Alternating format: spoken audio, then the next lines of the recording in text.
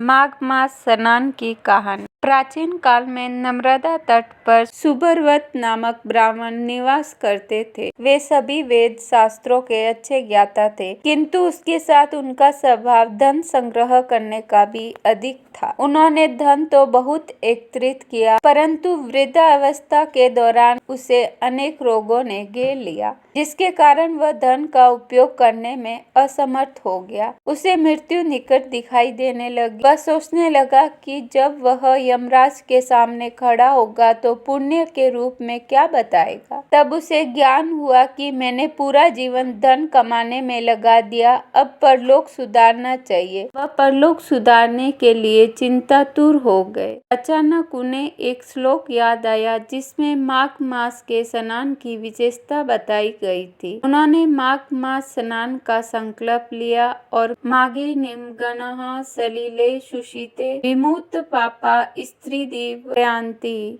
इसी श्लोक के आधार पर नर्मदा नदी में स्नान करने लगे। 9 दिनों तक प्रातः नर्मदा में जल स्नान किया और 10वें दिन स्नान के बाद उन्होंने अपना शरीर त्याग दिया। सुब्रत ने जीवन भर कोई अच्छा कार्य नहीं किया था, लेकिन माघ मास में स्नान करके पश्चाताप करने से उनका मन निर्मल हो गया। माघ मास के स्नान करने से उन्हें स्वर्ग की प्राप्ति हुई। इस तरह जीवन के अंतिम क्षणों में उनका कल्याण हो गया। धर्मराज जी और बुढ़िया माई की कहानी। एक बुढ़िया माई थी, वह व्रत नियम बहुत रखती थी। एक दिन भगवान के घर से यमदूत उसे लेने आए। बुढ़िया माई यमदूत के साथ चली गई। आगे गहरी नदी बह रही थी। बुढ़िया माई डूबने लगी। तब यमदूत ने पूछा, माई गाय दान की हुई है क्या? बुढ़िया माई ने मन में गाय माता का ध्यान किया तो गाय माता उपस्थित हो गई। गाय की पूंछ पकड़कर बुढ़िया माई ने नदी पार कर लिया। आगे गई तो काले कुत्ते खाने दौड़े। तब यमदूत ने पूछा, कुत्ते को रोटी दी है क्या? बुढ़िया माई ने मन में कुत्ते का ध्यान किया तो कुत्ते चले गए। आगे चली तो काले कौवे बुढ़िया माई को चोंच मारने लगे। तब यमदूत ने कहा, ब्राह्मण की बेटी को सिर में तेल लगाने को दिया है या नहीं? बुढ़िया माई ने ब्राह्मण की बेटी को याद किया तो कौवे ने चोंच मारना छोड़ दिया। आगे गई तो पैरों में कांटे चुभने लगे। यमदूत ने कहा, चप्पल दान किया है? बुढ़िया माई ने याद किया तो चप्पल पैरों में आ गई। आगे चली तो चित्रगुप्त जी ने यमदूतों से पूछा, आप किसको ले आए हो? यमदूत ने कहा, बुढ़िया माई ने बहुत दान पुण्य किए हैं, लेकिन धर्मराज जी का कुछ नहीं किया, इसलिए आगे के द्वार बंद है। तब बुढ़िया माई ने विनती की कि मुझे 7 दिनों के लिए धरती पर जाने दो।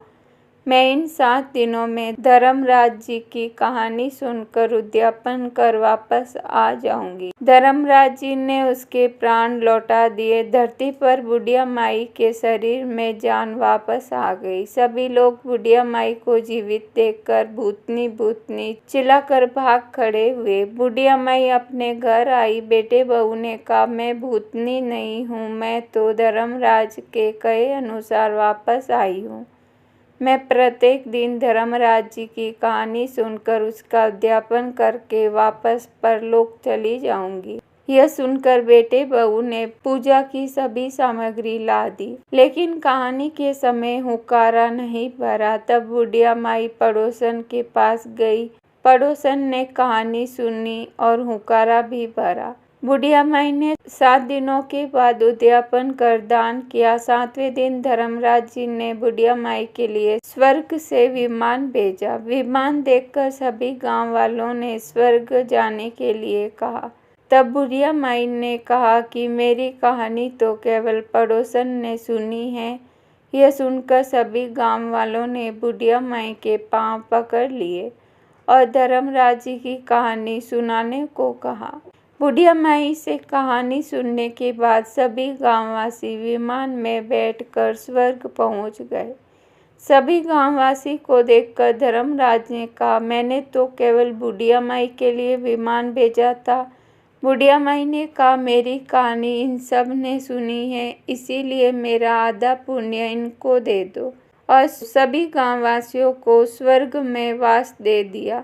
सो हे धर्मराज जी, जैसे बुढ़िया माई को स्वर्ग दिया वैसे सबको देना, कहानी सुनने वालों को, कहानी कहने वालों को, कहते सुनते हुक्कारा भरने वालों को।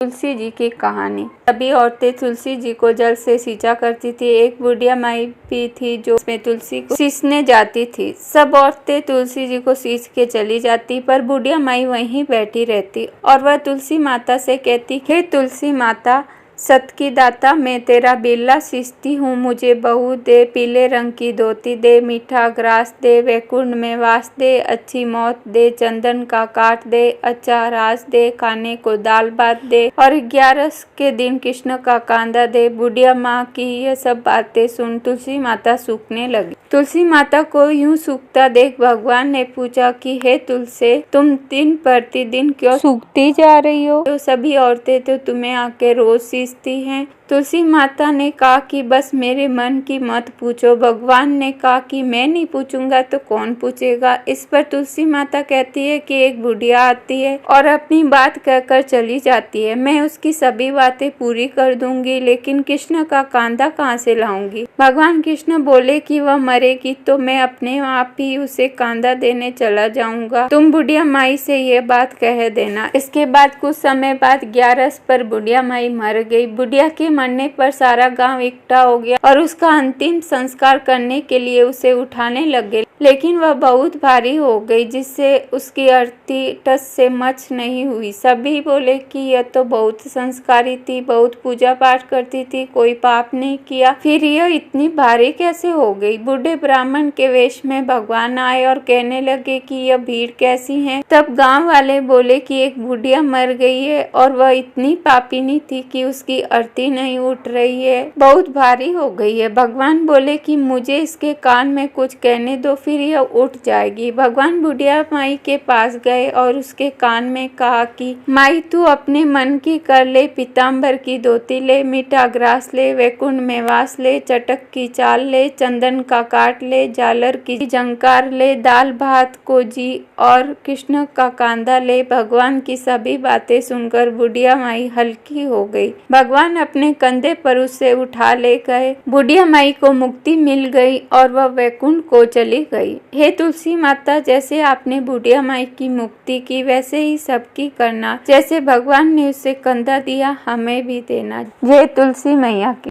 गणेश जी की कहानी। गणेश जी की कहानी सभी प्रकार के व्रत में सुनी जाती है। कोई भी व्रत करने पर उस व्रत की कहानी के अलावा गणेश जी की कहानी भी कही और सुनी जाती है। इससे व्रत का पूरा फल मिलता है। एक बार गणेश जी एक लड़के का वेश धरकर नगर में घूमने निकले। उन्होंने अपने हाथ में चुटकी भर चावल और चुल्लू भर दूध ले लिया। नगर में घूमते हुए जो मिलता उसे खीर बनाने का आग्रह कर रहे थे। बोलते, माई खीर बना दे। लोग सुनकर हंसते। बहुत समय तक घूमते रहे मगर कोई भी खीर बनाने को तैयार नहीं हुआ। किसी ने यह भी समझाया कि इतने से सामान से खीर नहीं बन सकती, पर गणेश जी को तो खीर बनवानी ही थी। अंत में एक गरीब बूढ़ी अम्मा ने उन्हें कहा, बेटा चल मेरे साथ, मैं तुझे खीर बनाकर खिलाऊंगी। गणेश जी उसके साथ चले गए। बूढ़ी अम्मा ने उससे चावल और दूध लेकर एक बर्तन में उबालने चढ़ा दिए। दूध में ऐसा उफान आया कि बर्तन छोटा पड़ने लगा।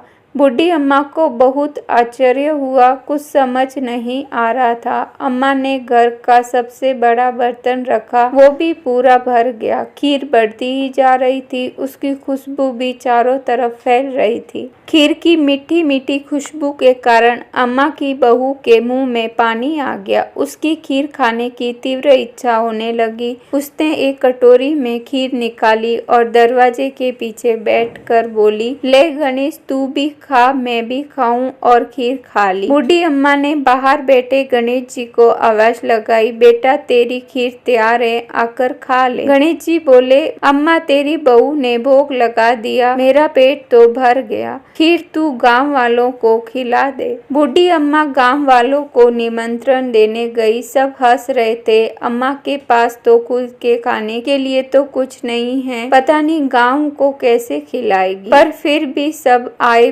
बुढ़ी अम्मा ने सबको पेट भर खीर खिलाई। ऐसी स्वादिष्ट खीर उन्होंने आज तक नहीं खाई थी। सभी ने तृप्त होकर खीर खाई, लेकिन फिर भी खीर खत्म नहीं हुई, भंडार भरा ही रहा। हे गणेश जी महाराज, जैसे खीर का भगोना भरा रहा, वैसे ही हमारे घर का भंडार भी सदा भरा रहे। जय गणेश जी महाराज की।